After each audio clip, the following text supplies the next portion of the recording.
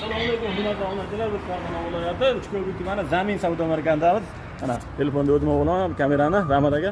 Mana Zamin savdo markazida bunaqangi elektr motorlarni sotuvga kelibdi mana.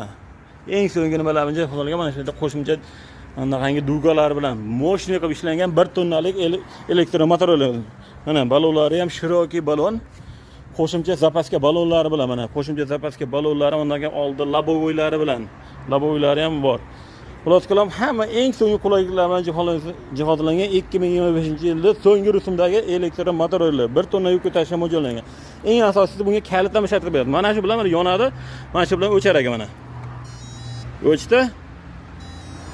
Mana shu bilan mana plastik NPS karta bilan yonib o'chadigan elektr motorlarimiz. Narxi 15 million 800 ming so'm vodiy bo'ylab dastavka ichida qolgan viloyatlarga kelishgan holatda. Batafsil ma'lumotlar uchun ekraningizda ko'rib turgan raqamlarga aloqaga chiqarasizlar. Manzil Farg'ona viloyati Uchko'prik tumani Zamin savdo markazi.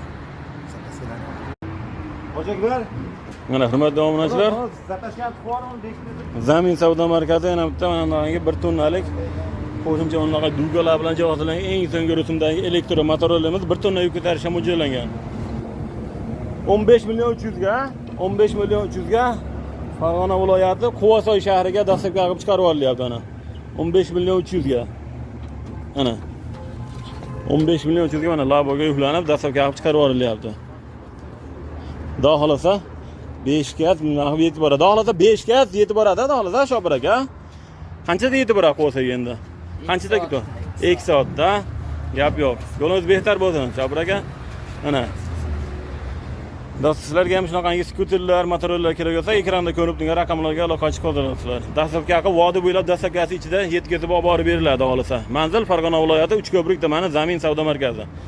Ekranda ko'rib turgan raqamlarga aloqa chiqarasizlar.